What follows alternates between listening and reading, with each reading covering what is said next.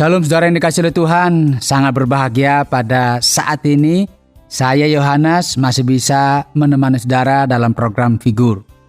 Kiranya melalui perjumpaan kita ini, kita semua diberkati oleh Tuhan dan harapan dan doa saya saudara senantiasa dalam keadaan baik, dalam keadaan sehat dan selalu diberi kekuatan oleh Tuhan dalam menghadapi setiap pergumulan hidup ini. Saudara, program Figur ini secara khusus dipersembahkan bagi kita umat Tuhan, agar kita mengenal Tuhan yang kita sembah lebih baik lagi. Mengenal apa yang menjadi kehendaknya dalam kehidupan kita. Sehingga kita menjadi pengikut-pengikut Tuhan yang boleh menyenangkan hatinya. Dari studio saya ucapkan selamat mengikuti pelajaran ini.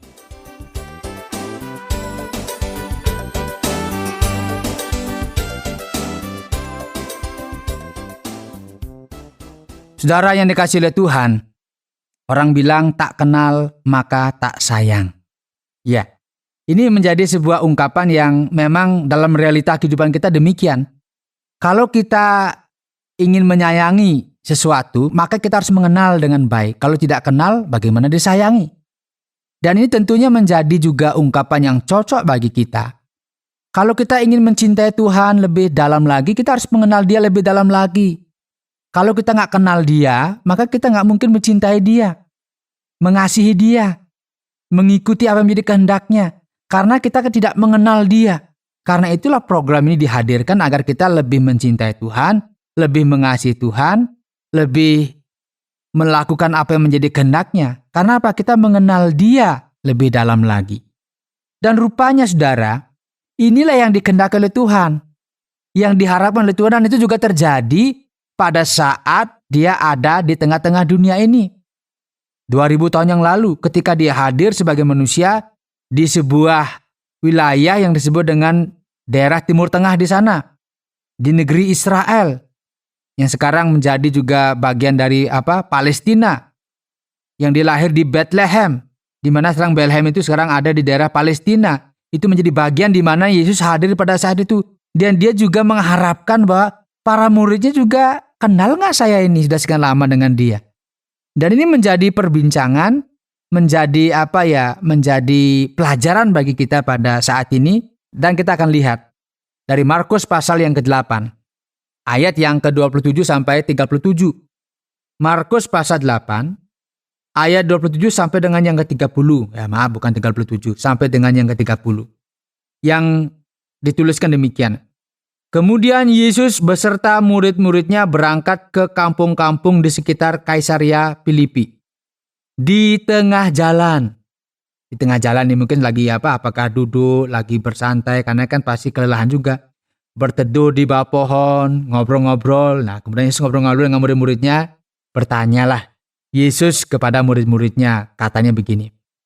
Kata orang ini, siapakah aku ini? Wah, ini pertanyaan. Kalau orang bilang nih, aku siapa? Kemudian mereka menjawab, ada yang mengatakan Yohanes Pembaptis. Oh gitu ya. Mungkin ini kalau kita tambahin diskusinya. Ada juga yang mengatakan Elia. Ada pula yang mengatakan seorang dari para nabi. Jadi Yesus ingin mendapatkan masukan dari mereka. Mungkin mereka mendengar, mungkin mereka tahu apa sih kata orang tentang aku ini. Siapa sih aku ini? Nah, murid-murid bilang, mereka katakan engkau itu Yohanes Pembaptis. Ya, karena melihat bagaimana dia melakukan hal-hal yang ajaib. Ada yang katakan Elia. Wah, Elia ini kan juga melakukan tanda-tanda ajaib juga kan, melakukan mujizat dan sebagainya. Ada yang bilang, engkau ini seorang dari para nabi. Engkau nabi. Nah, ini kan pendapat-pendapat orang ya. Pendapat-pendapat orang pada saat itu. Yesus ingin tahu apa sih pendapat para murid tentang dirinya. Ini kan tadi kata orang. Kemudian dia bertanya begini kepada mereka. Dia bertanya kepada mereka, tapi apa katamu atau apa pendapatmu? Siapakah aku ini? Kalau menurut kamu, aku ini siapa? Maka jawab Petrus, engkau adalah Mesias. Engkau adalah Mesias. Mesias itu kan artinya orang yang diurapi, orang yang diutus, orang yang diurapi, orang yang dijanjikan. untuk membawa kabar baik itu yang dijanjikan oleh Tuhan, yang akan menjadikan semua bangsa itu diberkati melalui Mesias ini, yang akan membawa pelepasan, yang akan membawa pemulihan.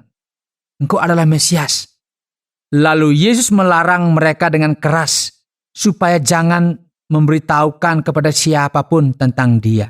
Saudara, dalam pandangan Yahudi, memang mereka selalu menanti-nantikan Mesias yang akan melepaskan mereka dari perbudakan, dari penjajahan yang menjajah mereka pada saat itu.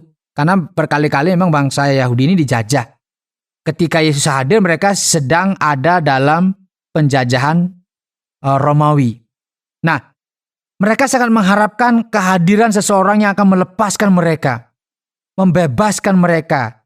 Dan kita tahu pada masa-masa perjanjian lama, ketika mereka diserang, ketika mereka menghadapi tantangan-tantangan, Tuhan selalu menghadirkan orang-orang pilihannya, ya, menghadirkan orang-orang yang akan menyelamatkan mereka. Ada nabi-nabi yang diutus, ya, ada raja-raja yang diangkat untuk apa? Menyelamatkan mereka. Dan harapan tentang kehadiran Kristus atau kehadiran Mesias itu di tengah-tengah hidup mereka sangat kuat. Dan mereka selalu menanti-nantikan itu. Dan mereka masih menantikannya, saudara, sampai saat ini. Karena orang Israel menolak, ini bukan Mesias. Mereka menyalibkan Yesus sendiri. Dan sampai saat ini mereka menantikan. Karena itulah ketika Dia hadir 2000 tahun yang lalu di tengah-tengah bangsa Yahudi, mereka berpendapat, ini siapa ya? Wah, orang mulai berpikir, oh ini Yohanes Pembaptis yang bangkit lagi. Ini Elia. Rohnya Elia ada, karena Elia ini kan selalu membuat mujizat. Kemudian, ini salah seorang dari nabi. Mungkin salah seorang nabi ya, karena dia mengajar. Ini pendapat mereka. Tetapi dia bertanya kepada para murid, menurut kamu aku siapa? Kemudian Petrus yang mewakili murid, dia bilang langsung, engkau adalah Mesias. Jadi para murid dari sekian lama mengikut Tuhan, dia juga adalah orang Yahudi, dia tahu siapa Yesus ini. Dia bilang engkau adalah Mesias. Dalam pandangan Yahudi, Mesias ini kan yang dinanti-nantikan, yang diharap-harapkan, yang akan membebaskan mereka dari penjajahan Romawi. Mereka selalu berharap ada seorang penyelamat, sang penyelamat yang menyelamatkan mereka. Namun saudara, mereka tidak memahami bahwa kehadiran Yesus di tengah-tengah mereka bukan untuk membebaskan mereka dari belenggu secara dunia ini, tetapi justru membebaskan mereka dari belenggu dosa, membebaskan mereka dari penjajahan dosa, membebaskan mereka dari murka Allah karena dosa. Itu sebabnya ketika Yesus itu disalibkan, murid-murid sudah mulai kecewa. Waduh, gimana ini? Bagaimana dia menjadi Mesias? Dia sendiri disalibkan. Tetapi ketika dia bangkit dari kematian, murid-murid akhirnya tahu, engkaulah Allah yang hidup, engkaulah Tuhan yang patut disembah. Dari berdasarkan pengalaman mereka, dari apa yang mereka lihat. Dan dari apa yang disampaikan di sini, murid-murid bilang, engkau adalah Mesias. Karena mereka tahu, mereka memahami. Karena kurang lebih 3 tahun mereka bersama-sama dengan dia, dan dia tahu benar, ini siapa Yesus ini, dia tahu benar. Dari apa yang dikatakan, dari apa yang dilakukan, dia tahu. Karena itu dibilang, jangan dibilang dulu. Karena memang apa? Karena memang akan menjadi persoalan ketika dibilang, aku Mesias. Ya, Yesus tidak pernah katakan demikian. Tetapi dia tunjukkan dalam perbuatan. Dia lakukan tugas itu. Tugasnya apa, saudara? Dia mati di atas kayu salib. Untuk apa, saudara? Untuk membebaskan umat manusia dari belenggu dosa.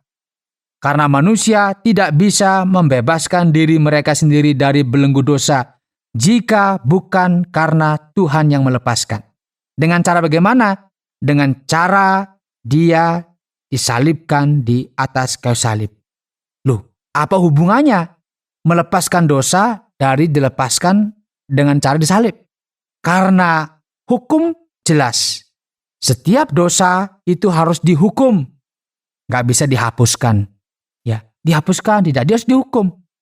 Kalau dihukum, berarti semua manusia akan dihukum. Karena tidak seorang pun di dunia ini dikatakan oleh Tuhan yang tidak berdosa. Mungkin di luar kita bilang saya gak berdosa. Tetapi Tuhan tahu kita orang yang berdosa dan harus dihukum. Karena itulah Tuhan hadir dia memikul semua hukuman dosa itu di atas pundaknya. Dia terima semua penghukuman itu agar apa? Kita ini diselamatkan karena kita percaya kepadanya. Nah, sekarang pertanyaan bagi kita. Apakah saudara sudah kenal siapakah Tuhan itu? Apakah saudara sudah kenal dengan lebih baik? Ya karena itu tidak ada lagi alasan bagi kita untuk tidak mencintai Tuhan yang kita sembah. Karena dia sudah mati bagi kita. Dia sudah menyelamatkan hidup kita, menebus kita dari dosa. Dan kita dikatakan sekarang menjadi anak-anak Tuhan. Menjadi orang-orang kesayangan Tuhan.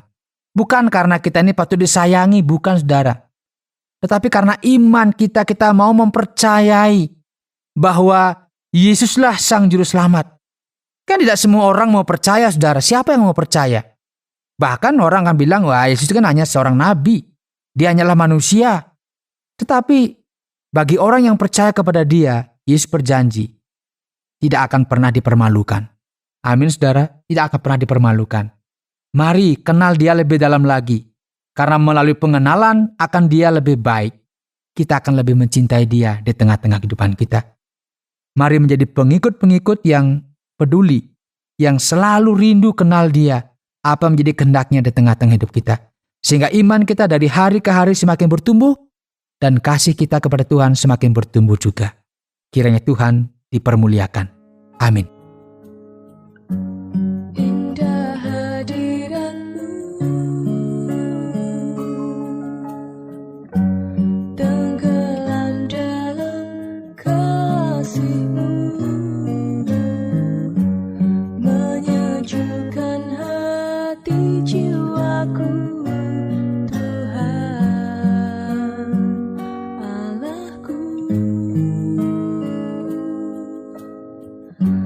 Bersyukur selalu atas anugerah kasih-Mu, memulihkan hidupku sekarang. Ku ingin mendekat, mengenal-Mu lebih jauh. Yesus Tuhan Allahku, berdua dengan-Mu selamanya,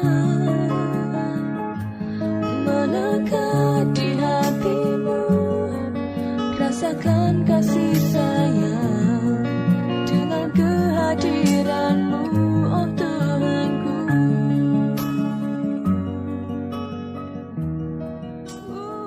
Jika saudara rindu mengenal pribadi Yesus lebih dalam lagi, silakan kirimkan surat ke Tromol Pos 261 Batu 65302 Jawa Timur, atau melalui SMS ke 081333777386. Saya Yohanes, pamit dari ruang dengar Anda. Sampai jumpa dalam pelajaran-pelajaran berikutnya. Sekarang ku ingin mendekat, mengenal-Mu lebih jauh. Yesus Tuhan Allahku, berdua dengan-Mu selamanya, melekat di hati-Mu, rasakan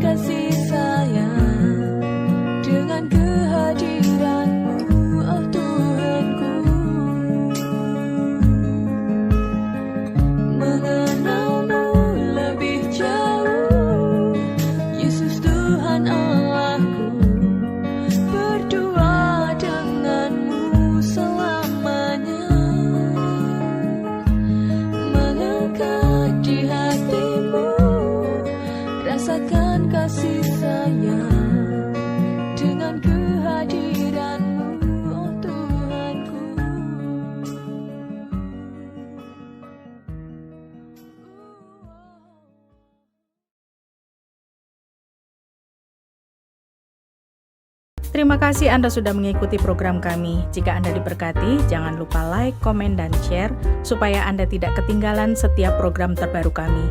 Jangan lupa juga untuk subscribe channelnya dan nyalakan loncengnya. Jika Anda ingin mendukung pelayanan kami, bisa melalui rekening kami berikut ini atau menghubungi kami di sini.